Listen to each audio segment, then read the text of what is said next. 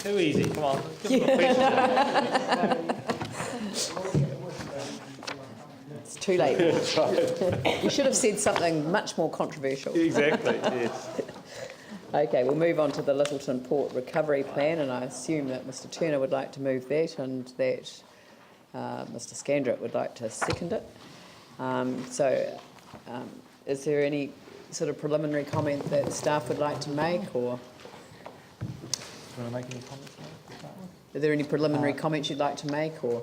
Yeah, just quickly, I'd like to draw attention and acknowledge there's a couple of small errors in the report, which that's bound to get the questions going. perhaps just clear those up before Councillor Turner. Sure.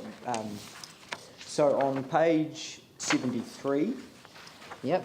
in 4.1.5 in the table there, the second box down, the final sentence says the hearings panel will decide on the final draft recovery plan.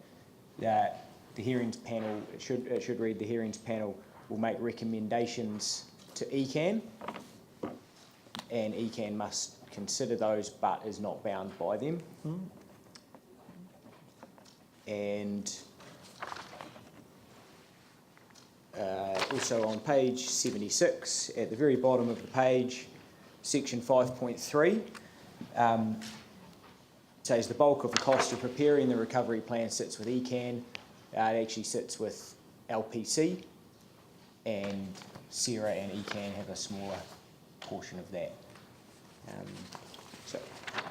But once ECAN has those recommendations, it then presents the draft to the Minister, who then goes through the public notification process. That's right, that's correct. Yep. Andrew. Thank you. So the Recovery Plan Working Party has been formed and has had a number of meetings. We so far have met with representatives of the Lyttleton Port Company, had a tour of the port, which was particularly interesting, and at our recent meeting earlier this week met with Commissioner Peter Skelton, which allowed us to discuss a number of issues with him. I've got to say the tone of that meeting was very open, and certainly ECAN are very keen to include us as a stakeholder and include our input at all stages of the process.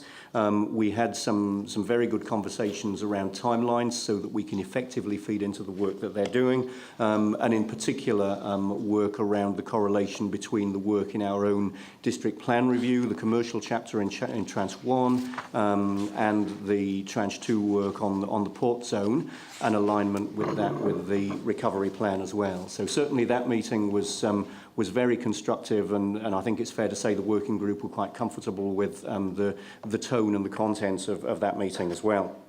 Our engagement with the port has also included some conversation with them about the Port Lyttleton Our Future document, which has been put out. One of the early things that we identified was that was quite light in detail on the cruise ship aspect of port operations, and since then the port have put out a two-pager which is on the website, which details in a lot more detail their thinking and opportunities around cruise. And since then, of course, we've had our own internal meeting separate from the working party on cruise, which is quite encouraging. The other area that we felt the port's document was quite light on was the aspect of Norwich Quay, which we was pleased to see included in scope of the recovery plan. And in regard to Norwich Quay, the port access briefing that we had was particularly interesting. Our understanding is that even though Norwich Quay doesn't feature to any great extent in the port zone engagement document, it is, of course, in the scope of the recovery plan, and there have been a number of comments coming through the various engagement processes on Norwich Quay, which the port will forward in the normal way, despite it doesn't form too much of their document itself. So, yeah, all in all, the working party making good progress. Stakeholder meetings have been held with the port, good level of engagement there, and the port, of course, have been running their Port Talk operation in Lyttleton, community engagement.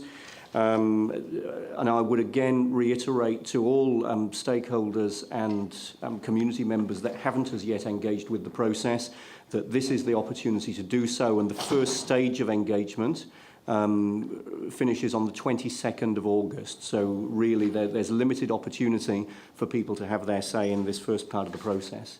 Upcoming work of the recovery working party. At our next meeting, we'll be receiving briefings on transport issues, urban design issues and landscape issues, which of course are particularly relevant to the Dampier Bay public waterfront access proposals. So yeah, just a brief snapshot of the sort of work that we've been doing. All right, I shall put the motion. All those in favour say aye. Those opposed say no. That's carried. Thank you all very much.